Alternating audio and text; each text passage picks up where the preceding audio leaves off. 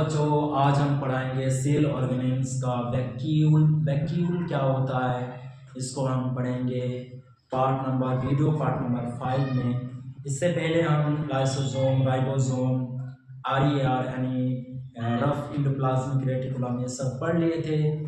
और आज पढ़ेंगे क्या वैक्यूल यानी रेटिकुलम क्या है। रेटिकुलम सबसे पहले हम जो पढ़े थे फर्स्ट पार्ट वीडियो नंबर 1, तो उसमें हम पढ़े थे सेल के जो बेसिक इंफॉर्मेशन था, जैसे उसका खोज किसने किया था, वो कैसा दिखता है, क्या हम उसको आंखों से देख सकते हैं, इस तरह का हम कुछ पढ़े थे। ये आखिरी है सेल टॉपिक का, सेल बायोलॉजी का। इसके बाद फिर वन शॉट डिवीजन लाएंगे। वन शॉट डिवीजन में हम जितना भी सेल के बारे में पढ़ा है एक ही वीडियो में कुछ मिनटों के अंदर हम समझा देंगे। ओके, वो वन शॉट रहेगा, सेल टॉपिक रहेगा सेल बायोलॉजी कंप्लीट एक्सप्लेनेशन। चलिए स्टार्ट करते हैं। यहाँ एक मेम्ब्रेन बॉन्ड सेल ऑर्गेनेल होता है। मेम्ब्रेन बॉन्ड मतलब देखिए कोई कोई मतलब सिंगल होता है, मेम्ब्रेन बॉन्ड होता है, कोई कोई डबल होता है, कोई कोई ट्रिपल होता है। तो ये जो है ये क्या है, ये यहाँ एक मेम्ब्रेन बॉन्ड सेल ऑर्गेनेल होता है। कौन? वैक्यूल। वैक्यूल को घेरने वाली मेम्ब्रेन, मान लीजिए क्या यही वैक्यूल का ये स्ट्रक्चर है ये, कि इसको घेरने वाली जो मेम्ब्रेन होता है उस मेम्ब्रेन को क्या कहते हैं? उस मेम्ब्रेन को कहते हैं टोनाप्लास्ट। क्या कहते हैं? ये देखिए ये क्या है? टोनाप्लास्ट है। क्या है? टोनाप्लास्ट। टोनाप्लास्ट या इसको हम ऐसे पढ़ सकते हैं टोनोप्लास्ट। क्या? टोनोप्लास्ट। टोनोप्लास्ट ए है वैक्यूल का क्या स्ट्रक्चर? वैक्यूल का स्ट्रक्चर में ये जो आपको दिख रहा है टोनोप्लास्ट। क्या है? वैक्यूल सेल के साइटोप्लाज्म के अंदर पाया जाता है। यानी सेल में क्या पाए जाते हैं? साइटोप्लाज्म पाए जाते हैं। क्या पाए जाते हैं? साइटोप्लाज्म पाए जाते हैं। तो साइटोप्लाज्म के अंदर क्या पाए जाते हैं? यही पाया जाता है वैक्यूल। कौन पाए जाते हैं? वैक्यूल। यानी ये देखो साइटोप्लाज्म, मान लीजिए ये सब क्या है, या ये सेल का ये सब क्या है? साइटोप्लाज्म का भाग है। तो यहाँ पर क्या पाया जाएगा? वो वैक्यूल पाया जाएगा। बहुत ही बड़ा इसका आकार होता है। क्या होता है? प्लांट सेल में इसका आकार बहुत ही बड़ा होता है। अगला देखिए कि प्लांट सेल में वैक्यूल बहुत बड़ा होता है। क्या होता है? बहुत ही बड़ा होता है। और ये रिजिडिटी पैदा करता है, कठोरता पैदा करता है। क्या करता है? प्लांट्स को कठोरता देता है, यानी कठोरता प्रदान करता है, मजबूती देता है। मैच्योर प्लांट सेल में वैक्यूल सेल के लगभग 80 से 90% वॉल्यूम तक घेर लेता है। मतलब जो मैच्योर प्लांट होता है, मैच्योर प्लांट मान लीजिए मैच्योर प्लांट है, अगर उसका हम सेल को देखेंगे ऐसे अच्छे से देखेंगे माइक्रोस्कोप से, तो हमको नजर आएगा कि सेल का 100% भागों में से 80 से 90% भाग तक वो किसमें भरा हुआ था? वैक्यूल में भरा होता है। वैक्यूल चारों तरफ होता है। चारों तरफ बोले तो 80 से 90% तक वो घेरा हुआ होता है। वैक्यूल के अंदर भरा हुआ फ्लूइड, अब इसमें फिर कुछ फ्लूइड पाया जाएगा। क्या पाया जाएगा? फ्लूइड। ऐसे तो ये ऐसे होता है। ये मान लीजिए वैक्यूल है, इसको जूम करके हम इतना बड़ा किया, सेल से भी सेल तो इतना छोटा होता है। सेल को फिर हम माइक्रोस्कोप में जूम करेंगे, तो जूम करने से हमको देखा गया कि ये जो वैक्यूल है 100% जगह में से 80 से 90% जगह यही घेर के रखा है। और इसमें जो फ्लूइड पाए जाते हैं, इस फ्लूइड को कहते हैं सेल। ये देखो सेल, ये क्या है?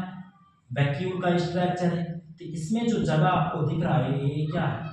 ये फ्लूइड है। क्या है?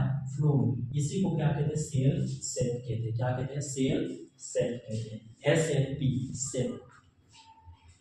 सेल सेट में वाटर, अब क्या क्या रहता है इस फ्लूइड में? क्या क्या मिक्स रहता है? फ्लूइड देखिए, फ्लूइड कोई सा भी फ्लूइड एक ही चीज का मेनली बना नहीं होता, वो बहुत ही मेल से बना होता है। जैसे अगर हम वाटर को ही देखेंगे, मान लीजिए वाटर क्या है? फ्लूइड है, तो वाटर में बहुत सारा न्यूट्रिएंट्स, मिनरल्स मिला हुआ होता है।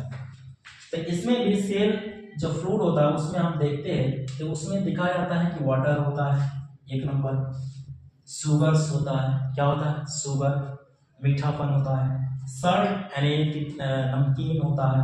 एमिनो एसिड पाए जाते हैं इसमें। एंड पिगमेंट्स, तरह तरह का जो पिगमेंट्स आप देखते हैं ना कि पत्तियों का रंग हरा होता है, पीला होता है, तो सब किसके कारण होता है? पिगमेंट्स के कारण होता है। किसके कारण होता है? पिगमेंट्स के कारण। तो पिगमेंट्स हरा भी हो सकता है, पीला भी हो सकता है।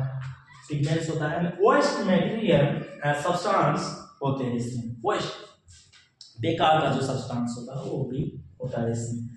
और एक चीज और नोट कर लो, हम ये बताना पहले भूल गए कि सन 1676 में जब कोशिका का मतलब कोशिका को सबसे पहले जीवित किसने खोजा था? एंटोनी वन लीeuwenhoek किसने खोजा था? इसको मिटा दें। एंटोनी वन लीeuwenhoek। एंटोनी वन लीeuwenhoek ने सबसे पहले जीवित कोशिका का खोज किया था। किसको देखकर? प्रोटोजोआन, अमीबा एंड पैरामीशियम, ये सब देखा था तालाब में और खोज किया गया था। तो एंटोनी वन लीeuwenhoek ने देखा सेल को ऐसे जैसे जूम करके देखा कि इसके अंदर एक वैक्यूल है। क्या है? वैक्यूल। ऐसे जगह खाली स्पेस है। क्या है? रिक्तिका है। क्या है? रिक्तिका है, जहां पर तरह तरह का सब्सटेंस पाए जाते हैं। तो उसने खोजा, सबसे पहले किसने खोजा था? तो वही साइंटिस्ट है जिसने सबसे पहले सेल का खोज किया था, सजीव सेल का खोज किया था, जीवित सेल का खोज किया था। उसी ने रिक्तिका का भी खोज किया है। फादर ऑफ अगर वैक्यूल बोले तो वही होगा एंटोनी वन लीeuwenhoek। इतना समझ में आया? अमीनो एसिड में कौन कौन सा अमीनो एसिड जुड़ा होता है? बहुत सारा, जितना भी अभी हमारे मान लीजिए कि अमीनो एसिड में अच्छा एक चीज नोट कर लो कि ये जो एनिमल सेल है, ये तो प्लांट सेल की बात हो रहा है ना। एनिमल सेल में ना के बराबर होता है। ना के बराबर या हम एब्सेंट कह सकते हैं। ना के बराबर या एब्सेंट होता है। क्या होता है? एब्सेंट होता है। कौन? वैक्यूल। कौन? वैक्यूल। तो पेड़ पौधा में हम वैक्यूल को हम आसानी से ऐसे देख सकते हैं, माइक्रोस्कोप से भी देख सकते हैं। ऐसे जगह जगह जो बहुत ही ऐसे स्पेस करके रहता है तो उसको हम आसानी से देख सकते हैं। लेकिन जंतु कोशिका में हम देखते हैं तो सूक्ष्मजीव लाते, तरह तरह का कुछ भी लाते, फिर भी दिखाई नहीं देता है। तो इतना नोट कर लो। मेन चीज एक कि मेम्ब्रेन बॉन्ड सेल ऑर्गेनेल होता है। दूसरी ये टोनोप्लास्ट होता है। क्या होता है? टोनोप्लास्ट एंड साइटोप्लाज्म के अंदर पाए जाते हैं। इस एनिमल सेल में जो वैक्यूल होता है वो ना के बराबर या एब्सेंट होता है, जबकि प्लांट सेल जो होता है उसमें बहुत ही बड़ा होता है। नोट कर लिए, मिटा दे। वैक्यूल के बाद हम फिर क्या पढ़ेंगे? सेंट्रोजोम। सेंट्रोजोम को सबसे पहले जो खोजा था वो 1888 में खोजा था। थियोडोर बोबरी ने खोजा था। किसने खोजा था? बोबरी ने खोजा था। 1888 में खोजा था। सेंट्रोजोम एक क्या होता है? नन मेम्ब्रेनस सेल ऑर्गेनेल होता है। गैर झिल्ली वाला अंग होता है। इसमें कोई झिल्ली नहीं होता है। कोई झिल्ली नाम का कोई चीज होता ही नहीं सेंट्रोजोम न्यूक्लियस के पास साइटोप्लाज्म में स्थित होता है। जितना भी ऑर्गेनेल होता है क्या सेंट्रोजोम के मतलब नहीं, साइटोप्लाज्म में ही पाए जाते हैं। साइटोप्लाज्म के आसपास ही स्थित होता है। एक सेंट्रोजोम में दो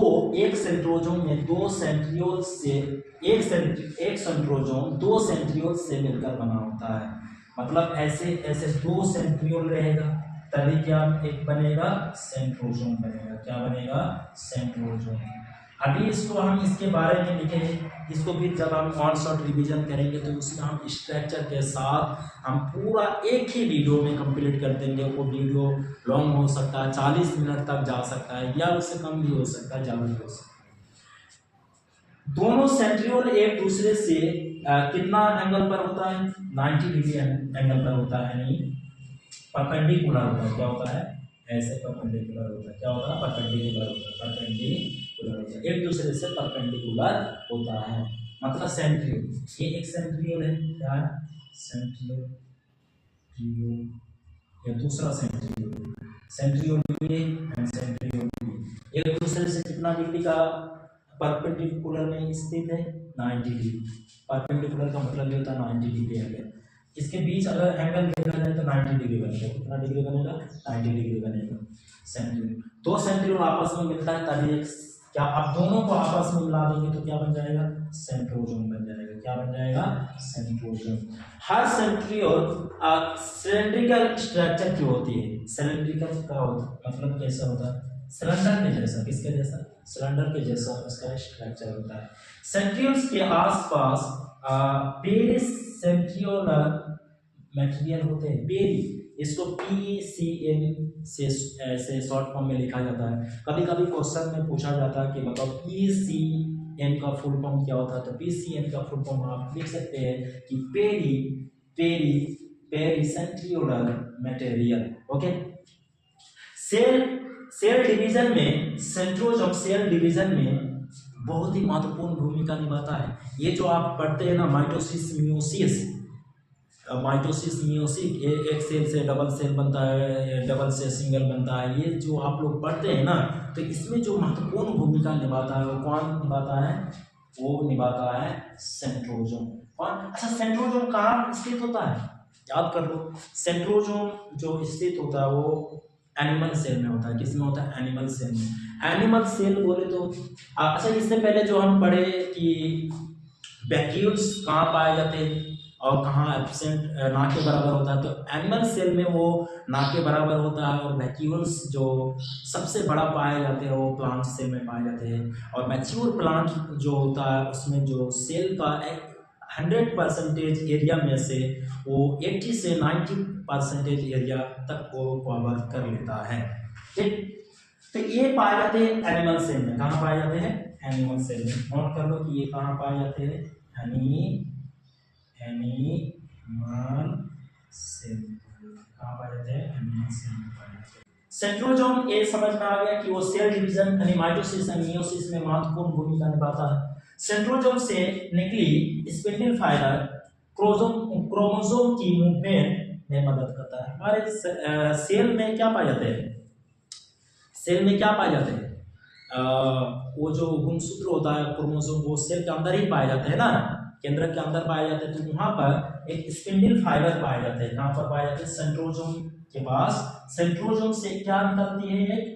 एक स्पिंडल फाइबर निकलता है। अच्छा, ये स्पिंडल फाइबर को ही प्रोटीन फाइबर भी कहा जाता है। क्या कहा जाता है? प्रोटीन। मतलब वो फाइबर किसका बना होता है? प्रोटीन का बना होता है, इसलिए उसको प्रोटीन फाइबर कहेंगे।